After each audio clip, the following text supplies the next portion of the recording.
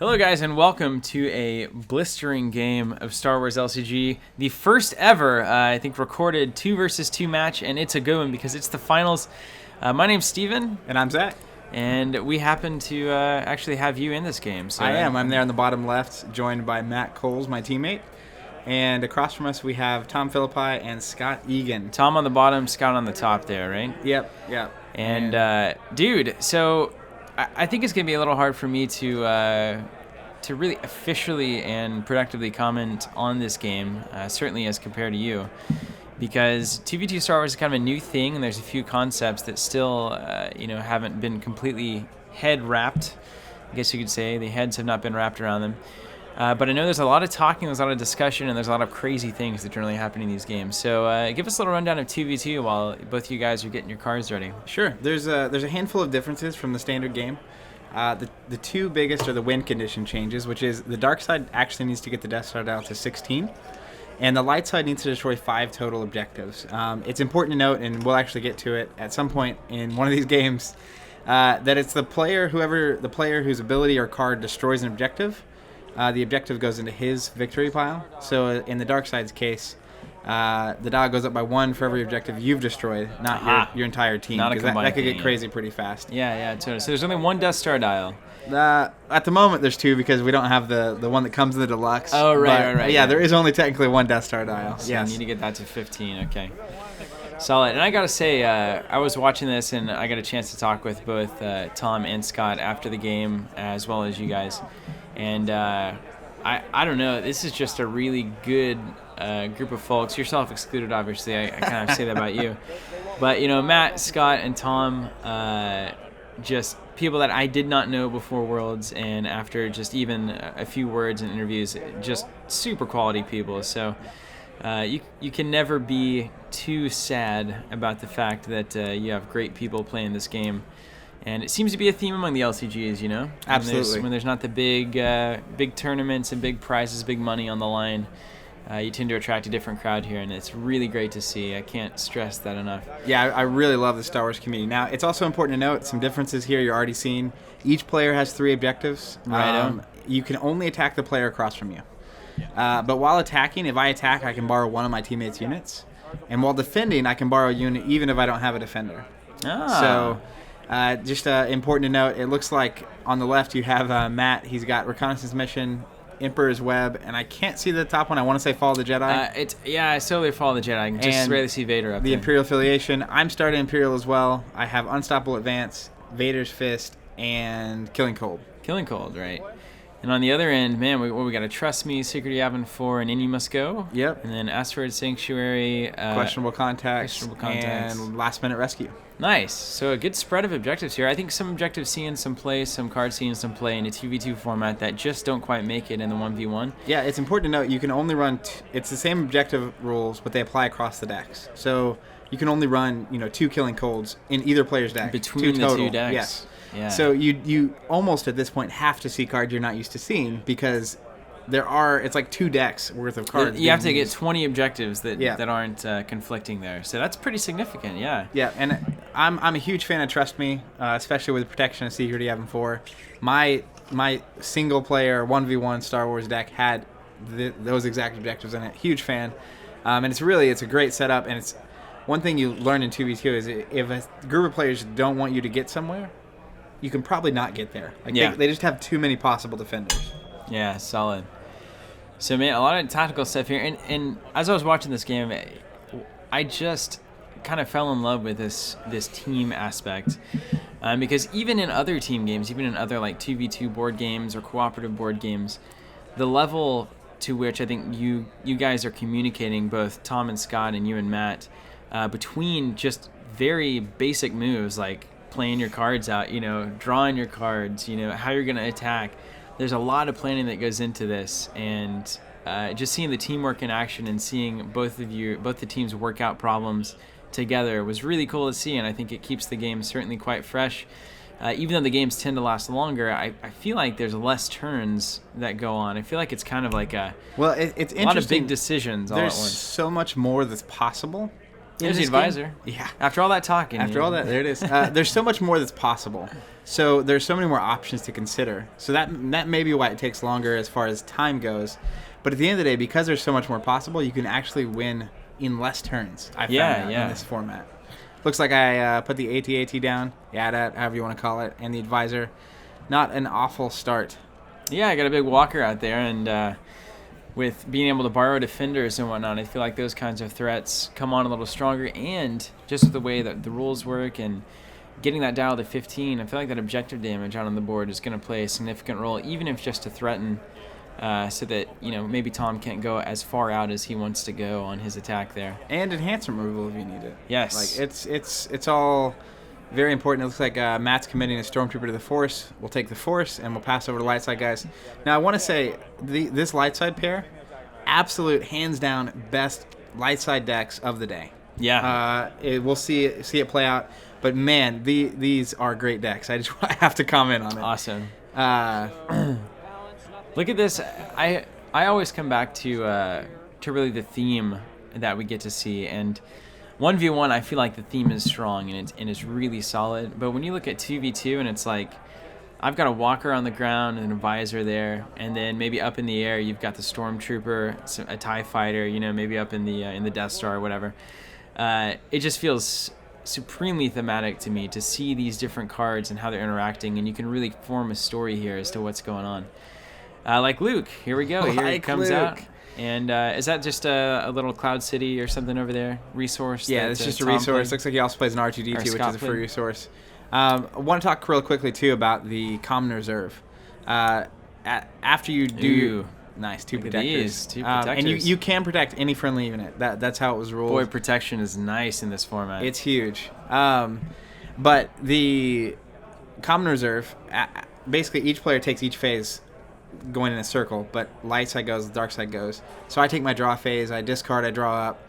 Then I have the chance to play one card in the Common Reserve, which you'll see the two Empire Strikes Back cards, or the green and Empire Strikes Back card. Next to the decks there, the middle left. Yeah, that's our Common Reserve, and that acts like it's in both players' hand. Okay. And as far as draw count, like your reserve value, any that you have in there count towards your total number of cards in hand. So you're basically able to share, you're going to get one of Matt's cards to share, and you're going to give him one of yours to share. Absolutely. And you can play those in edge battles. You can play them out. Like it's important to note here that Luke actually came from Tom's deck. Oh, wow. And so is this borrowing an attacker or defender here? He's attacking with the Guardian, and he's borrowing Luke. So... and it's on Vader's fist, I think is what he said there. Yeah, that would probably make sense. And so you're borrowing Matt's Stormtrooper to defend, and shielding comes in. It looks like both these guys are defending, huh? Yep, I'm defending with both. Two attacks, two defense. And there we go. And again, you can only attack the guy across from you, and when it comes to the edge battle, it's you and the guy across from you. It looks like they... Heat of battle and a twist. Twist is what you want. All right. Looks like and there's from the reserve there. And you playing one from hand. Heat of battle and twist. Man. I mean, how many twists do you think are in this deck that you and Matt are running? And then I have the Heat of battle. You have the Heat of battle. Is exactly what you want here. Between the two units there, he protected off to the side. So he's got he's got health for days. Yeah. But winning the edge battle is important because if not, he can off my AT-AT. You don't want that, no. No. Don't want that. So let's see what we're going to do here. Doing 2 damage to Luke. 2 damage to Luke, and looks like we're going to protect that with the other protector there. Shield one Guardian. And take the other one. And then he's going to get a swing.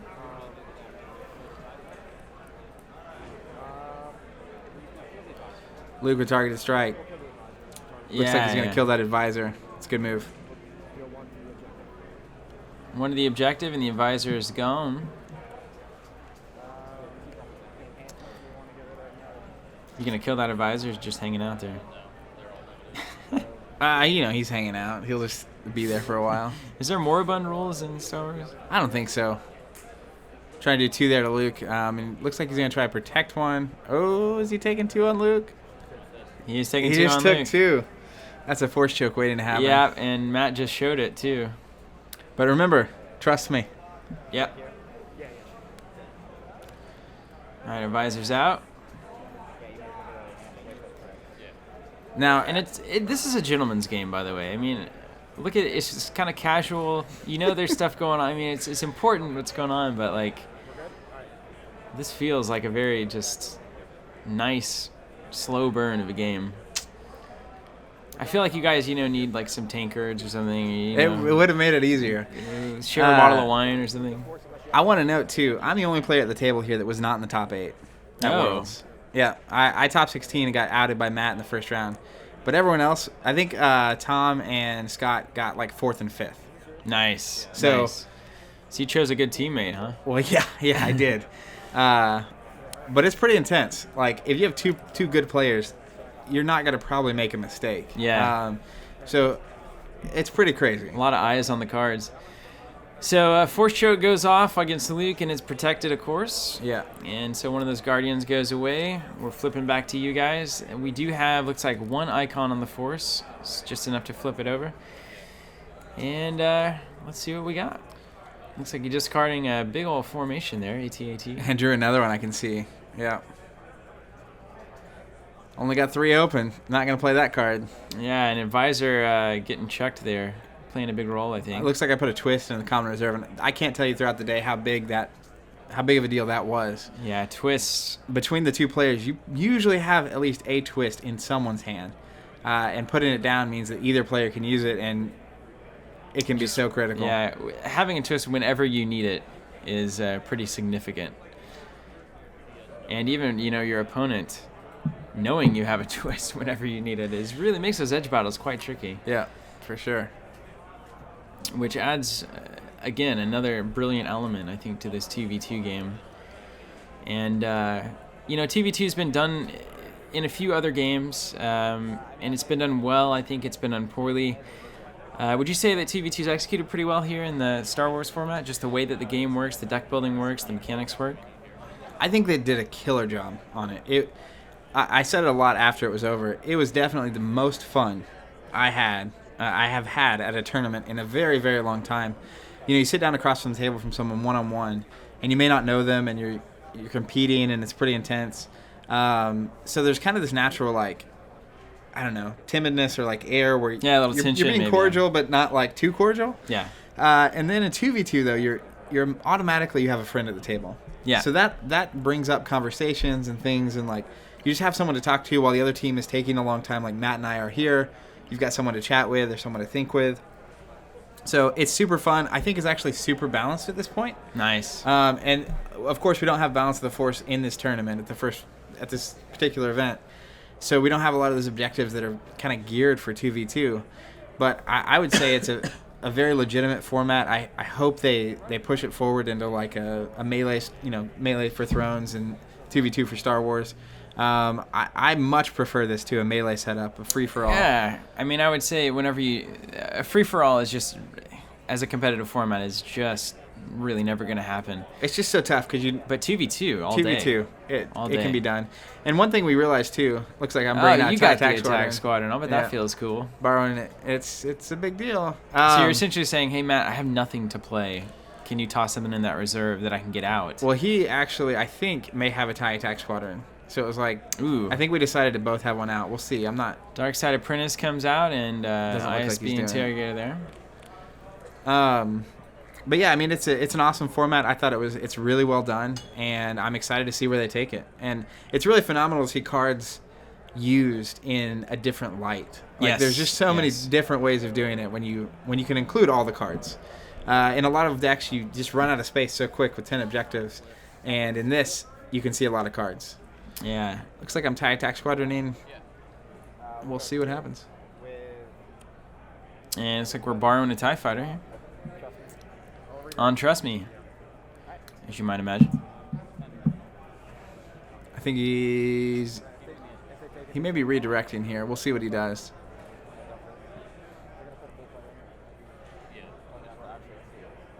And now, I love the discussion here. It's like, you see Scott and Tom like talking to each other, and it's like, oh, that's all right. And it's like, what do they have planned? Like, there's something planned.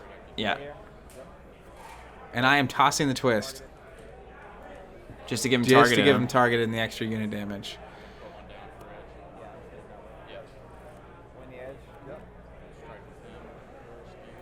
And then striking with the squadron, maybe? Yeah, I should be able to hit Luke for 2, and he can't really protect that. 2 to the objective and 2 to Luke. Yeah, looks like Luke's out of there. Yep, and Luke is gone.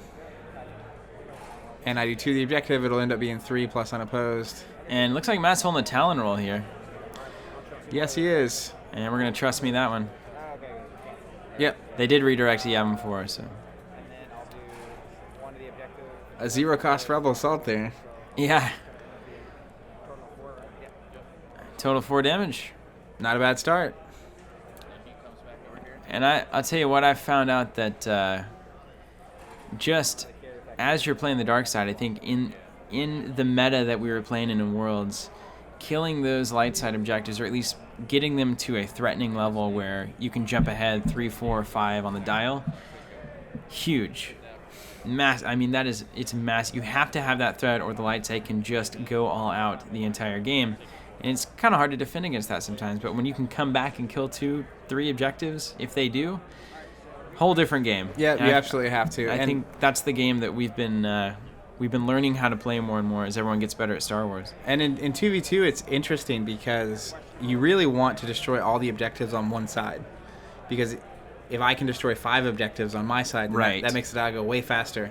On the other hand, if both groups lose to the light side, the tiebreaker is total objectives. Right. So the balancing act is, yeah, I want to destroy them all on my side, but if destroying some on your side means we can destroy more total objectives in More the game, total, yeah.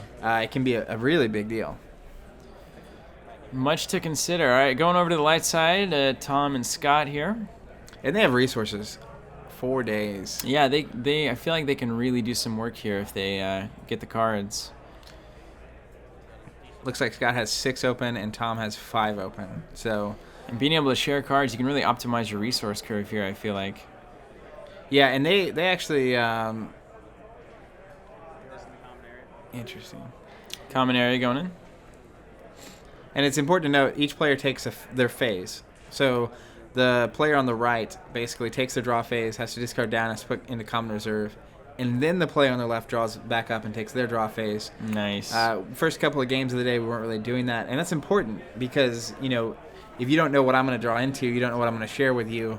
It's kind definitely of dicey changes. of what you're going to put down for sure. Definitely changes the calculation there. And it makes it's important, the player positioning. Which deck you have sitting in which spot matters. If you think, which player is going to attack, which player is more of a defender, which one's going to have more cards in the edge, but like so many questions to ask about even where to sit at the table in 2v2. Man. Well, I love that. All right. Security Control Center going into play there. That is a card. When a unit enters play, you basically put a shield on it. You do put a shield on it. Basically. And there's that Redemption over there. I haven't seen that That card is in Redemption. a while. I was running that bad boy at Gen Con, and I got some hilarious faces when they saw it. So what's the shtick behind Redemption? Well, the objective is the last-minute rescue. Yeah. Which you can remove a damage, which is great with those protectors.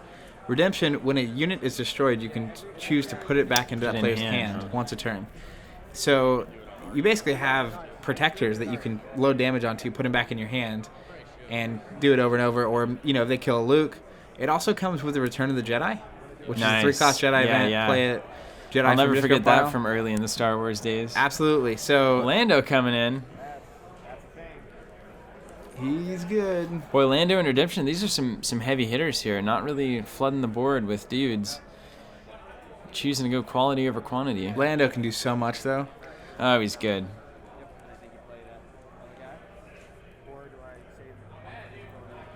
And Lando potentially being able to get a second focus on that TIE attack squadron.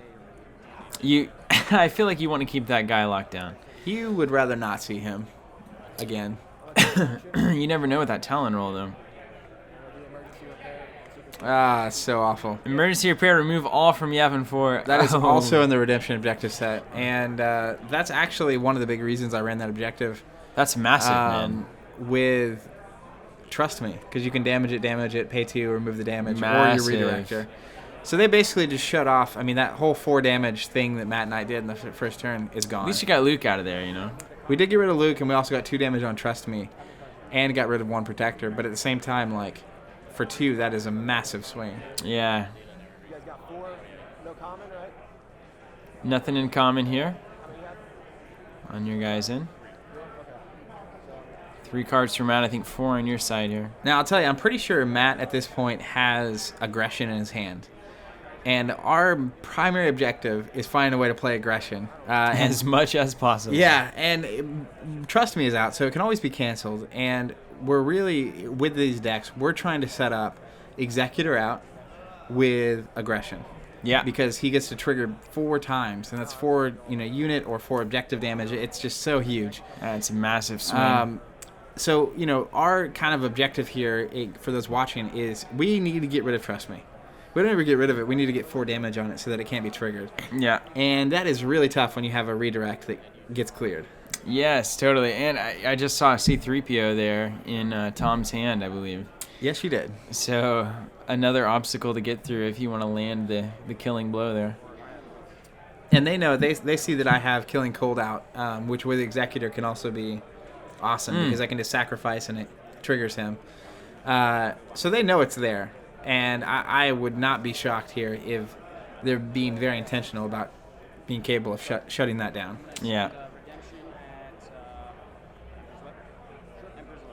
Looks Redemption going after the web here. like solid target opportunity to blow that up. I think it has two blast damage. Yeah, and Emperor's Web, one of those objectives that consistently finds its way on the table, even though you rarely want it there. It's like, I did a post-Worlds report where I talk about my decision to only run 1. Yeah. Emperor's Web objective set. And the Emperor's great, the Royal Guard's great. All those cards are great. But at the wrong time, Emperor's Web can absolutely cost you a game. It can lose you the game. And that 1 reduction in Sith can also win you the game. You just never know. So we have Redemption going after Emperor's Web here. Matt can defend with the Apprentice, or he can borrow your AT-AT, huh? And do both. Yeah, and it's important to note, wins an edge battle, draws a card, doing 3 damage, not blowing No up target in of some way. opportunity. I No. think that's nice for you guys. Yeah, it's also important to note the controller of Lando can trigger Lando. So I don't know if it'll happen in this game or not, but if Scott borrows Tom's Lando at some point, he can trigger Lando, and then it's... Wow, so control of the card is who can trigger the ability there? Yeah. That's quite nice. And Lando is just to clarify in case those don't know, it's the pay 1 resource, remove a character from the conflict, right? Yep, and it can be your own, Remove a unit from the conflict. which is It's huge. completely neutral, right? It's no character, it's just a unit. Just a any unit. It can be game changing. Yeah, and Certainly. I feel like holding off on Redemption here so that maybe you can get 2 defenders against Lando. I don't know if that's the plan, but I feel like that might be a thing. Well, I think we're trying to keep. He doesn't even have a resource open, does he? Oh, he does have a smuggler resource, yeah. I don't think so. He's got too focused on that. Oh yes, he has his His affiliations. his up here. affiliation. So he can absolutely push the AT-AT out. I mean, yeah, I feel like he's going to. Yeah, he could have also moved Lando out, and the AT-AT focuses down. That's true. It depends on how bad he wants the objective, yeah. Yeah. That's your, no, he played that. Never mind. That was common. Sorry, the shields are screwing me up. And then the unopposed. And all right, so 3 damage on. And that's big. And, we're forcing him to make a decision. We could have also blocked with that Acolyte over there. But we don't want to not have the Force at this point. Yeah. So, Dial's going to go up to 4. Only went up 1 last time because they actually had the balance. Learned a lesson. All right, so now we get to see a Dark Side Retaliation, and it's pretty much wide open here, huh? Yeah, it's one of those interesting things where the more aggressive you are, the more aggressive your opponent can be back. And, I'm back up to 5 resources now. Looks like I see Vader in Matt's hand, which could be big here. Yeah, and you drew into a fake card there, but the Tax Guardian's locked down. Talon Roll could free it up. Do some work on Lando.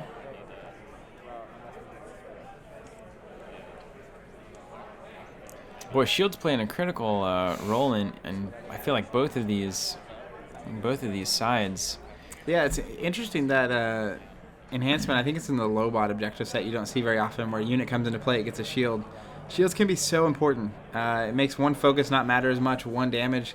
Even if I had been able to actually block there with the AT-AT, I could only do 1 total damage to Lando, which you can then take with the Protector. So it's that enhancement is massive. So many shields. Lots of shields, but Matt's board's looking pretty ripe for destroying some objectives here. Showing some decent objective damage over there and could certainly sprawl out to a lot more. And remember, our big thing here is we want to be able to play aggression. Yeah. And really all our Sith events, a forced choke at the right time that gets canceled doesn't do anything for you. This is just a kind of a general question, and something that I've certainly run into in games is whenever you get that in your head, it's like, this is what my deck wants to do. And then you maybe play not as well as you could because you're trying for an objective that isn't winning the game, but like accomplishing this one thing, this executor play, this aggression play. It's not where you want to find yourself. Right. So do you feel like you guys were reaching ever for that goal? Maybe doing things differently, doing things not as well as you should have because you were waiting around for that executor over and over? I don't think so. Like at this point, he didn't even have executor. Like we weren't after the executor. He doesn't have the resources to play executor. We're not planning on it. But I do believe, at some point along in here, he has a Sith Lightning in his hand. He has an aggression. He's got, just all these Talon rolls, and it's like you can't allow them to just cancel at will. And so we're really just trying to whittle them down and make sure that we can get our events in. I mean, events play a big part in that deck. There's just so many good events. Yeah. But they're building a wall. At this point, if they can get through this turn unscathed as far as units go, they've got a really good setup. They've got a lot of resources. They got a Protector. They can put units back into their hand when they're destroyed. They've got Lando out to push people. Yeah, it's interesting to see the light side really being the one way on top on the resource curve here. Both these guys at +2, and you guys don't have anything in the name of resources over there. So. Well, Scott's he has 3 over there. Is that 3? That I'm pretty sure that enhancement the Lobot brings also includes. Also has a resource. Wow. Yeah, and that's when Matt and I were talking during the game, we were really resource tight here. I mean, we don't, at this point, no Mahdi, no duty officers, no enhancements, no Sith holocrons. We haven't seen anything as far as resources go. Is the AT-AT, is that a non-limited resource or enhancement? Yeah, which is unfortunate. Yeah, it is unfortunate. I wonder, though, that shieldy enhancement, not a limited one, I imagine, so maybe you go over there and take that out, but at this point, it's kind of hard to waste an attack on that little thing. You're trading 3 objective damage. Looks like I actually played Darth Vader, which is awesome. That's really nice. I had the resources. I don't think he could technically play it. He's only got 4 resources over there, so if we want to get Vader out, that's the only way to do it.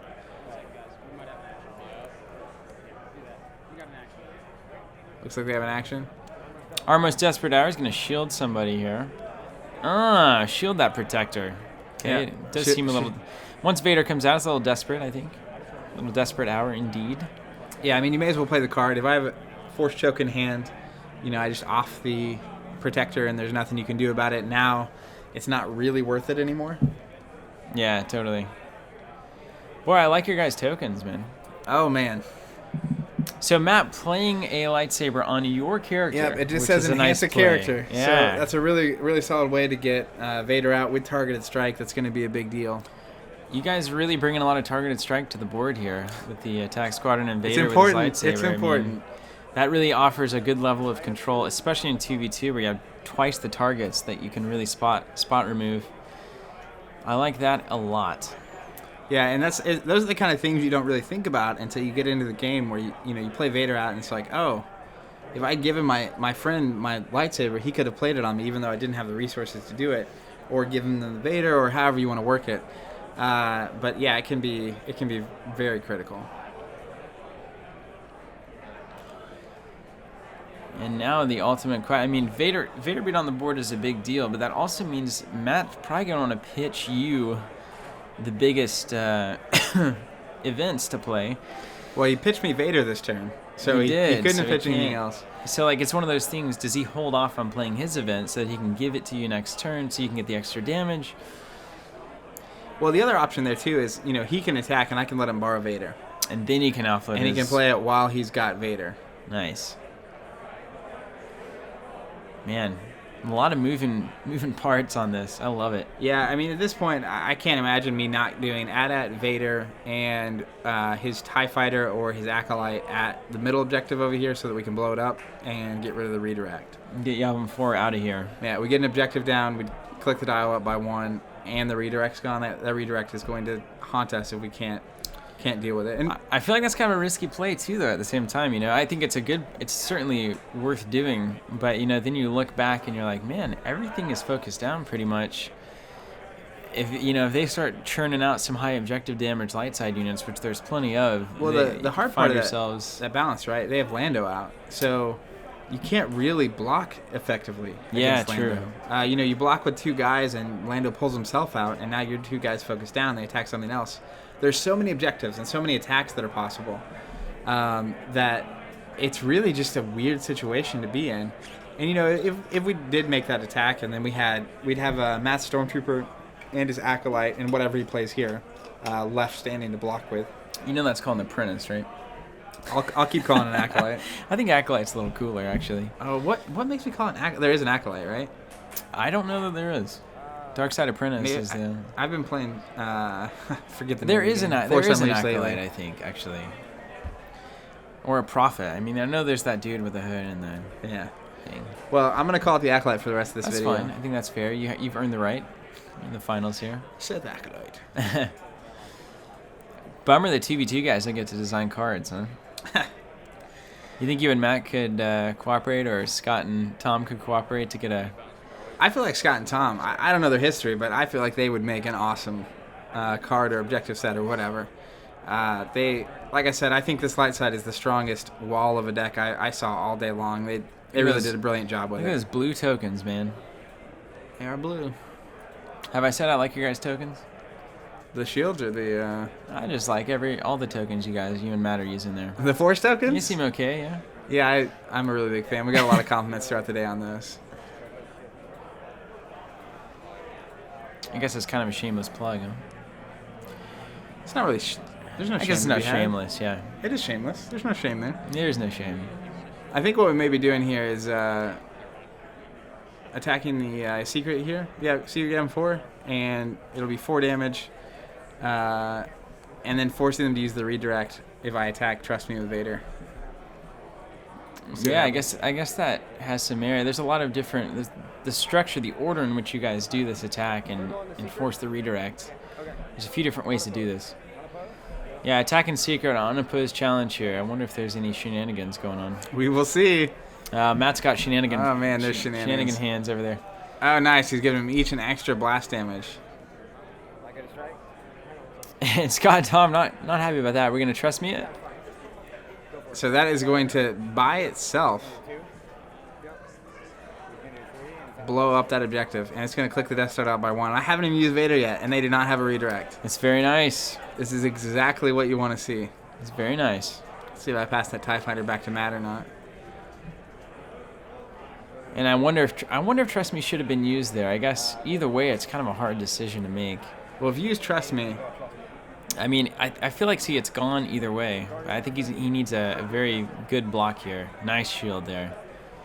Boy, Trust Me is the name of this game right here, isn't it? Yeah, and the interesting part here, they shield. If I can't win this edge battle for some reason, then Vader's only going to do 1 objective damage. Yeah. Even if I kill the unit, it's going to be 1 front opposed, and they'll still be able to use Trust Me. So we'll see what happens. Uh-oh. And no edge battle. Did you twist? Battle Hoth. Looks like I'll remove a damage from Vader's fist. Nice. And Vader's striking it up with all these protectors. I guess it doesn't much matter where you go. Lightsaber deflect to the squadron.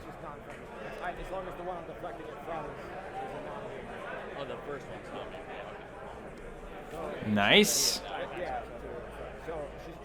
So 1, I'll shield the other, deflect the other. That's all 3, right? Take 1, shield 1, deflect 1. Yep, absolutely. That's exactly what something the Guardian of the Peace would do. Yeah, and looking back, I mean, in that instance, regardless of the deflection. I almost wonder if I shouldn't have done 3 to the redemption. 'Cause Yeah. You can't protect that with the protector, and you can't deflect it with anything. But Do you remember health on redemption off the top of your head? Is it a 2 or 3? He does have a that's shield a 3. on him. It's so at least a 3. That's true. So I wouldn't have been able to kill it. That makes sense. I guess you're doing well. I guess I'm doing all right. Don't second guess yourself. Now it's yeah. important there because now it's not unopposed. That's the big move there. It's shielded and it's not unopposed. So that exchange only does 1 damage, and they still have Trust Me. And so they can essentially nuke their own Trust Me and destroy it. Now, the dial ticks up as usual, right? Counts as an objective you've destroyed Yeah. if they blow their Trust Me up. Yeah, whoever the opponent would be at that point. But if you need it, it is there. And that is as important as anything else. All right, so it looks like Matt's going to be the sole defender on this next exchange. And it's important to remember that you can actually borrow units on defense even without a defender. So he's got we have 2 blocks. a couple to go around. Yeah, let's see what 2 objective. blocks and potentially 6 attacks. See what objective Tom gets here.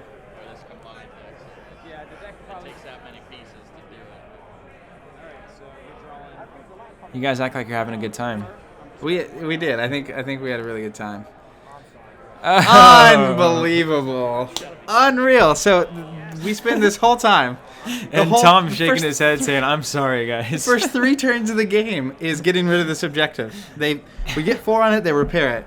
We blow it up with a turn. We use our whole turn to blow that objective up.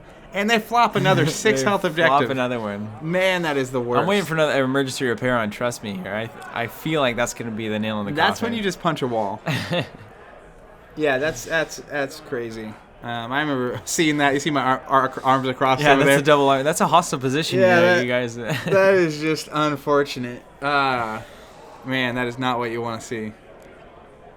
All right, so they're drawing back up. We have 2 cards in reserve. And there's really never a reason to not put a card in reserve. I mean, I can't imagine one. I mean, you may as well, even if you plan on using it yourself. You never know what your friend's going to draw At or least what's it's going to there. actually happening. Yeah, and it does count against your hand reserve value. So you don't want it to be there if you don't want to be there. Looks like we have a red 5 coming in. Mm-hmm. That's a card, especially when it gets a shield. Boy, 3 objective damage. No matter what you do, Those shields are crazy, man. unless you kill it. Those shields. It makes a stormtrooper not really matter anymore. And those shields are big.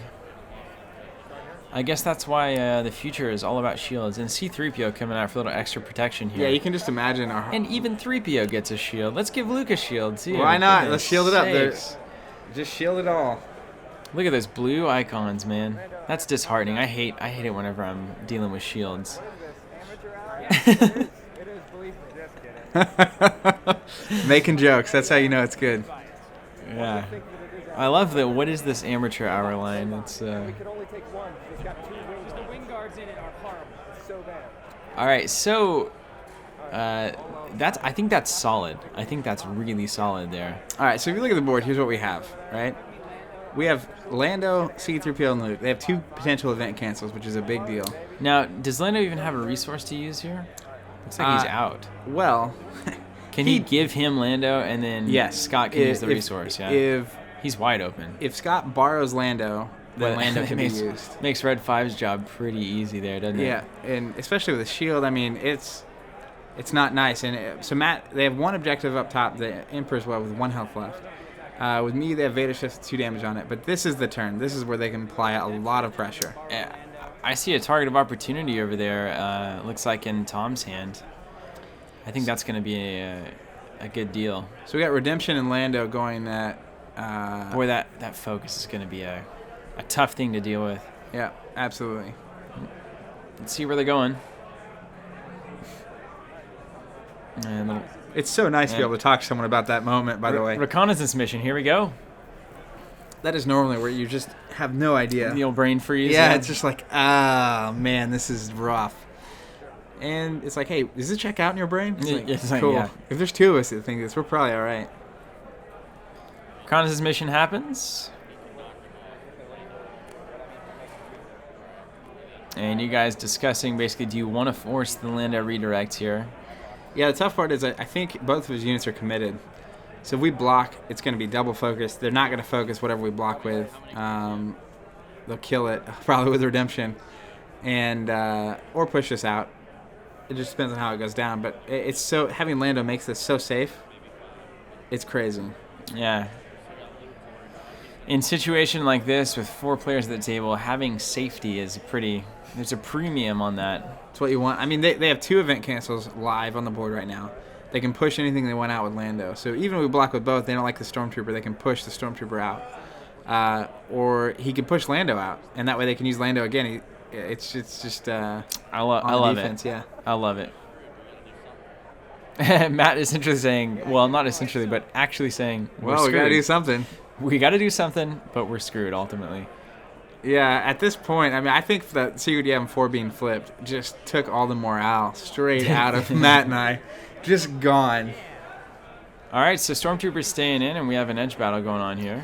It's nice. I mean, he can even push after the edge battle. Yeah. Like, if he doesn't want it to happen. All right, let's see what we got here. We've got protection and a twist. They have protection. That's an edge card that is. It's a good card. I'll tell you what, Scott and Tom love some shields. And Obi-Wan winning the edge battle. Obi-Wan Kenobi. That's exactly what he does, by the way. Every time he just gets pitched to that thing. All right, so 2 to the unit, 2 to the objective. That's a good, clean move there. So they're going to have 4 damage on that. Let's see, they may be focusing down the AT-AT, which is in... Yep. I mean, yeah. He is focused down.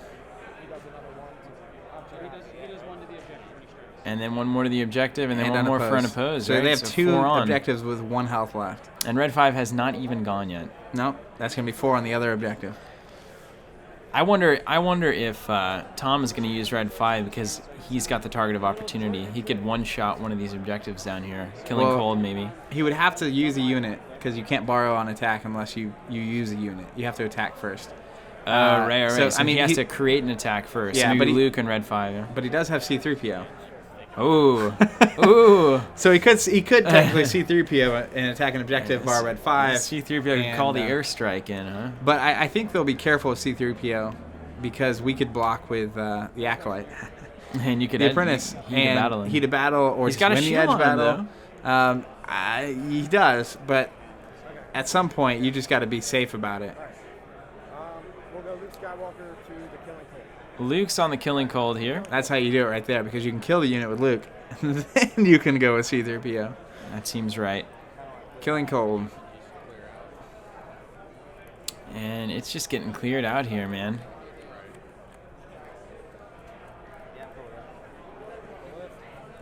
All right, you guys are going to oppose with the Apprentice. May as well, since he was getting axed anyway.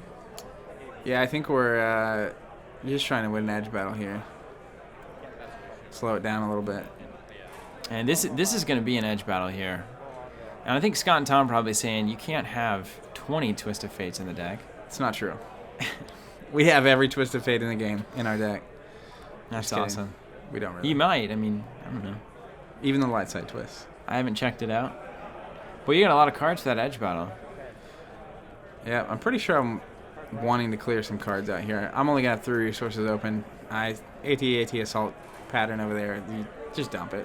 Tom passes. You've got 2 in. So when you got to ask yourself, are they like triple? Yeah, nice. It's a twist. Got a fear in the formation, so got 4 bubbles out. It's not a bad twist.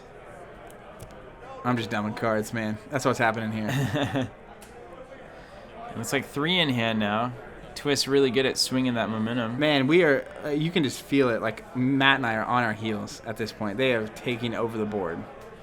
Yeah, this is like the attack squadron turn. Double pass. We have a target of opportunity. That's not what you want to see. The AT-AT. So 1 to the objective, and then looks like Lightside wins the edge here. Yeah, so he's going to kill that unit or not. He's going to focus that unit down by not killing it. Yeah, he could easily. I think you swing at the TIE Fighter over there, or yeah, I don't know. I'm going to throw 2 on Vader. 2 to Vader. On the objective. 2 on Vader. That's an interesting choice. I get, once you get Vader off the board, things get a little less scary with those events. But then I'm curious how you're going to do that, though. They have so much in the way of cancels. that maybe Vader not having a big impact on the board. Oh, well, there's a bamboozle, there goes Zach. Vader. Oh, no. That's not what you want to see. And Matt looking down Just down the scoping pipe. it out. Yeah, it's like, oh, there go our hopes and dreams of Yeah. ever winning this. There they go. Right out the window, man. And that's going to blow the objective up. I mean, at this point, Strike again. it's almost worth clearing. I'm surprised it didn't clear units with killing cold to save it. Yeah. Yeah. Vader's gone, man. That's Getting a- that targeted strike It's on not the just board. Vader. That's Vader and his lightsaber. That's a huge play there. That's 6 Well resources, done 2 cards. to Tom and Scott. They are taking this one over. So Matt and I are now down to 3 units on the board, by the way, and I've got an AT-AT that's double focused. Red 5, by the way, still sitting over there. Is C-3PO going to come in here? I feel like there's a good opportunity. Yeah, they're doing it. Yeah, at this point, no blockers. There's no reason 3PO, not to. attacker against Vader's fist, and Red 5's gonna lend some support. And I think that objective is gone, guys. That is not looking good. Red 5 easily doing the work here, right? Yeah. I don't see any way to prevent this on your I love end. the idea of C-3PO and Red 5. He That's called it in, man. He totally called it in. That's absolutely R2 and C-3PO doing their thing. Yeah. And another one down. All right, so their 2 objectives gone, and they have 2 objectives with 1 health left. And only need to get 3 more to win, right? 3 more total. So they need to do basically 2 damage and 1 objective, and they've got Luke, Lando, a Protector, Red 5, and Redemption on the board. That's exceptionally solid. Seems good. Scott's got a Jedi. Sorry. And Scott has 1 Jedi resource open. So now I believe the dial here is going to go to 7. Or to the end of the turn. We're I think Matt's playing an event at -1. They didn't kill Emperor's Web. So I believe we're going to have a Force Lightning here. They have 2 cancels, remember. We're Force Lightning Redemption. And they're going to use C-3PO right here. That seems right. I mean, He has another 3PO in his hand, is what you didn't see. yes, I saw that. So it seems good, but also it's interesting because Redemption's not going to do anything for you unless we kill a unit. Whereas, you know, if we do somehow get Executor out and Aggression or something, and you've only got 1 cancel, like, there's things going on. So I get another Vader's Fist here, and I get the neutral, I forget the name of that Hoth objective. It's got 2 resources. It comes with a Wampus. Man. I do too. I mean, legitimately here. Now, why choose Redemption on that Force Lightning? Because you thought you might get away with it? No. If we Force Lightning anything else, they just use Redemption to put that thing back in their hand. Right, fair enough. So getting rid of that is the only way to get rid of that. And at this point, I mean, Matt and I are we talked, and we need to win. Or not. If Like we don't, now. If we don't win, we need to get the dial as high as possible. And we've got 3 total units out. 1 of them is focused down. That's what we're working with All right, here. well, let's see what happens. And looks like 2 objectives damaged on the light side there. 1 has already been destroyed. So we've destroyed 1 objective. Dial's at 7. Trust me, has 3 damage on it. They don't have any blockers. This Yeah, is we're all total in free here. game. We're all in. That being said, it's worth noting that Tom did not remove a focus from Luke. Oh, no. He did not trigger that reaction at the start of our turn. I do want to note, though, that I had a Succumb to the Cold in my hand that I had been saving for it. So even had he done it, I would have actually just drawn an extra card. All right, so Tom shouldn't feel... We discussed it at terrible. some point later down the road. He forgets it, and I'm like, well, it's okay. You're fine. You didn't really mess up. But I kept it in my hand because I'm intending on keeping a unit locked down going to the next turn, if there is a next turn. Yes. If we can't get it here. But, I mean, this is awful. Like, you get all through the day. You go, you play, and this is where you get to? Yes. They're reaming us. I love the hand talking over there. Yeah, it's so good. Matt leaning in. This is the moment. It's intense. You've got to, you just got to really think here. I mean, this is a Hail Mary. And you guys Now- are just trying to get your tiebreaker as strong as possible. It's come worth back to the light noting, side. on the off chance that I could destroy all 3 of Tom's objectives. That would be I've already- 15. That'd be 16. Oh, We're at nice. 7. I've already destroyed 1.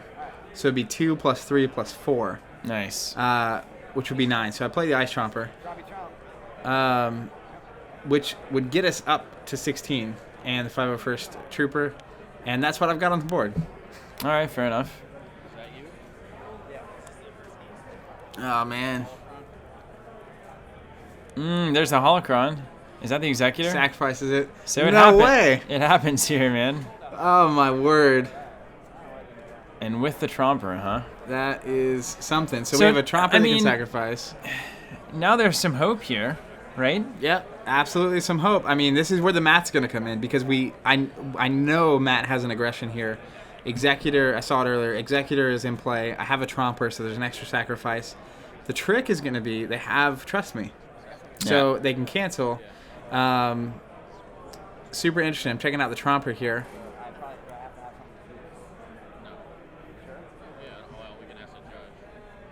And It's like we're calling for a ruling. man, even just having Executor out for the objective damage here, Yeah, he can do 4. yeah, it's a big deal. So even just getting an extra 3 on the dial, an extra 2 objectives down on Matt's side, if that's possible, it looks possible to me. Yeah, I mean, with the objective damage out, we should be able to blow up 2 objectives. Oh, they're not listening. Yeah, catching the because we're getting a ruling over here. catching the judge call there. That's hilarious. And what a great that single thing alone really is just like what a great community that's built around this game. I guess my question is, do we even have to? Listening in here to Matt asking about the rules. And that doesn't do anything. We're asking if you have to be able to like get the effect to pay the Yes. cost of this card, which is the initial question. But I ask a more important question in a minute, which is something I've never done, which is using Ice Tromper on your own unit. And the Ice Tromper and sacrifice a unit to You sacrifice the Ice Tromper to choose a unit. You remove that unit from the engagement. right. And if there's no engagement, the question is, can you use that? Can effect, you use right? that? Can you use that cost? just to get a damage in? Because if we could do that, then we can trigger it, get a damage on Trust Me, and they can't trigger Trust Me. And then play aggression, which is 4 damage right there. Blow up Trust Me, do 3 damage to another objective, and at that point we're not looking bad. Yeah, then you got a shot. You got a long shot at this thing. But we're really, I mean, what we're looking at here to go for the game, we have 6 on Secret Heaven 4, we have 5 on In You Must Go, and we have 2 on Trust Me. So that is 13 damage needs to happen. And there are 3, 4, 5, 6 blast damage out right now. Mm-hmm. Even if you assume 3 unopposed, It's 9. that's 9. So you're still 4 short. Executor gets you 4. Executor if gets you you 4. aggression it. If you can aggression it. And the Ice Tromper could get you a 5th. But you have to also do it correctly. Yeah, they're like a puzzle here. Okay, so we could just send him and then do it. Yeah, you gotta wait until they declare for that. Yeah. So essentially, the ruling there does have to be an engagement. So Yes, you do have to create something an along those engagement with the lines. Ice Tromper, but then you can sack him, even if there's no one to remove. Now it becomes a math puzzle. Can it be done? And I think this is, if I'm in Tom and Scott's shoes, and I have been in games where you have an opponent thinking about it, and you're like, I think they might be able to do this. I think my opponent can get this done, and you're just sitting there hoping that they can't figure it out, That's the or worst, or man. that it's not possible. That but is absolutely the worst. you've got everyone locked down. And what a turn that they had, though. I mean, you have to take that turn. You have to take that. Yeah, turn. I mean, it's interesting, though, because by taking that turn, they put us in a situation where we kind of have to go for it. a little fight or flight response here. Yeah, Huh? so, if they hadn't been so aggressive, they had some defenders, if they had Lando up with a resource, our lives would be infinitely tougher here. And, I mean, it'd make for a much longer game.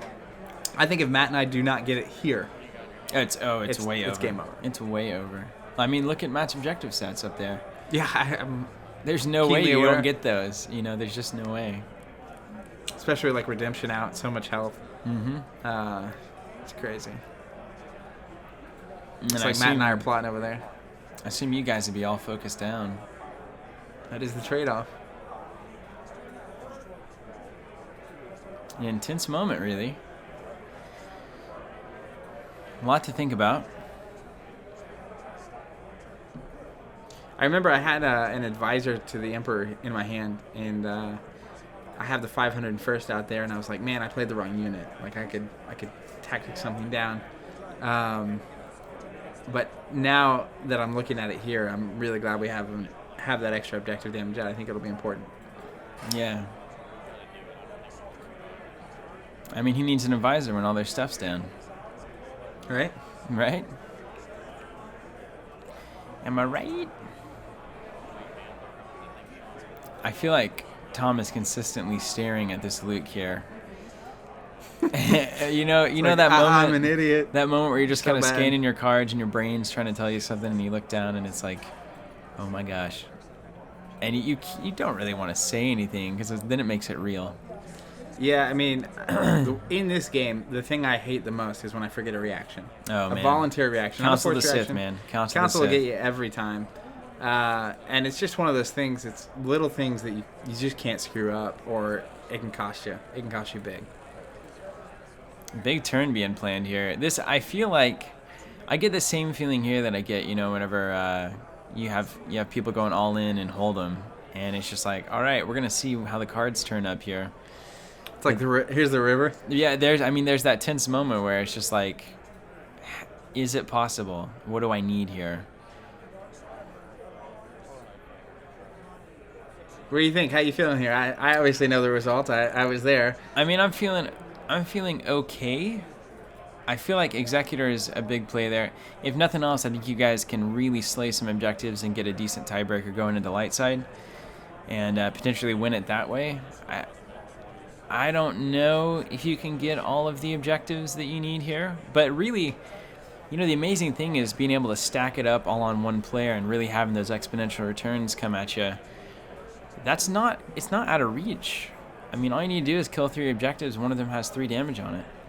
Yeah, I mean, and that's what I was kind of alluding to earlier with there being so much more that's possible in a 2v2 format, because we really only need 13 damage between 2 players. If this was 1v1, there's no way Right. it's happening. And obviously, there's a lot of things in this game that are that way. But, yeah, I mean, there's just so many more options that totally attacking out as light side, there are so many more possibilities that you're open to a risk of them being able to get it done. Yeah. And if they're within, if they can destroy these 3 objectives, they win a range. You really got to be careful as far as what you're attacking with. We'll see if we're able to get And it done. how about Destiny putting a Holocron and Executor in Matt's hand right now? That is exactly what you want to see. I mean, the odds are pretty decent since you haven't seen it for a couple turns. But, I haven't seen either of them. So, But man, yeah. the perfect time for the Hail Mary ship of all Hail Mary ships. Ice Tromper checking it out. I feel like we're witnessing a Council of the Sith here. Who are the Sith? That's the question. It's obviously you guys. Oh man, excusing yourselves from the table. It must be pretty serious here. I had a moment of maybe an epiphany, you'll call it, and I needed to confirm with Matt that what I was thinking was appropriate. So we'll see how long it takes us to get back to the table. Did you guys have that? So you think you figured this out, huh? Well, the moment it really that we stood up is when I realized that I could use the Ice Tromper on my own unit. Yeah. Because you can only borrow a unit for an attack if you're attacking. And Right. the big deal problem we were having is I only have 2 units out. We need to attack 3 objectives. Right. So I need a 3rd attack to borrow an extra unit. And, if I attack with the Ice Tromper here, let's say we attack Secret of Yavin 4, and I borrow the Executor. Unopposed 4 damage. Then I can attack with the 501st, and let's say the TIE Fighter on Trust Me. If they redirect, then redirect or not, I can sacrifice the Ice Tromper to pull my 501st out. Sacrifice do damage like In You Must Go or something, and then that lets me get another attack with the 501st. So that's the 3rd attack where you can bring units in which I can from buy outside. use another unit. Yeah. All of which have at least 1 objective damage. So it does seem to be a little bit in reach here. Yeah, and that's what trying to reach for as much damage as possible, realizing we could get that extra attack was the moment that we stood up from the It's table. like things have changed. It was like, oh, wait a second. Yeah, Hold on. things have changed. This yeah. is huge. So our friends can Boy, it's one of those things. I think this being the first 2v2 tournament, as you move forward with this format and we all get a little more familiar, I think these kinds of scenarios, I feel like this kind of scenario, earlier in the day, it's one of those where it's just like, okay, we're just going to punt it over to them, get as many objectives as we can, and move on. But being in the finals, and it's like, we need to... It's win or go home. We need to do this now. And I feel like in the future, these kinds of situations will not be punted over so easily. It'll be like, wait a minute, I think I think we can do 14 damage here. Looks like Ice Trumper and Executor are going at Secret Yavin 4. Yep. And it is unopposed. All right. Swinging for 4. 4 damage. 4 out of 13 there. Looks like 501st and the Apprentice. And 501st.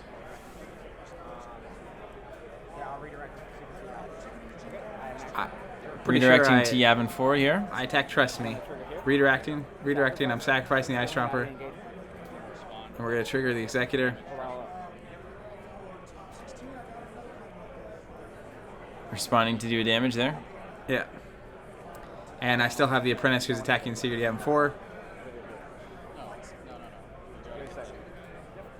And deciding basically where to put the sacrifice damage. Yeah, I'm kind of doing the math and wondering how we're going to get enough damage on... All right, so Darkside Apprentice strikes and does get Secret Yavin 4 there.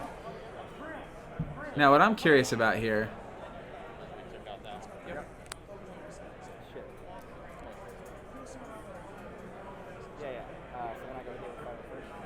And now 501st comes in with a TIE Fighter. I have no idea what's going on here. Should be 3 for unopposed, yeah? On Trust Me. Oh, yeah, it's on Trust Me. And that leaves you with 4 damage, which to me says aggression wins this game. And we're going to aggression and trigger the Executor for 4 on any must go line up all 3 objectives in one turn. That is just amazing. And Tom and Scott, man, I feel like they got robbed just then, by the way. They owned that game. They did such a great job. Incredible decks. Absolutely. And then the Hail Mary Executor comes through and it was fabulous. Blows it up. Well, shoot, man, that was incredible. So we're going to move on to game 2 of this 2v2 match. And we're going to see if Scott and Tom can return the favor here and pull some tricks out on you guys. Yeah, and it's important to note, we blew up 4 objectives there. They blew up 2. So even if they win the next game, they're going to have to win the next game and destroy at least 2 objectives to force a game 3, or 3 objectives more than us. Certainly not out of the question. Oh, absolutely not. It's not out of the question. So game 2. Game 2. All right, guys. Thank you so much for watching. We're with Team Covenant here, and it's a pleasure Zach, to have you here, having been in the finals and able to enlighten us a bit. So we love the format. It's a new thing, and we're going to move on to game 2, where Scott and Tom are going to face off against Zach and Matt for all of the tuna. Yeah, and be sure to check out Balance of the Force. It's the deluxe expansion for Star Wars. If you're hearing this, then it's probably out by now. It has the official rules and all the objectives that are really great for 2v2. Really excited about it. And I happen to know who sells that. We do. Hey, TeamCovenant.com. So thank you guys for watching, and we will catch you on game numero dos.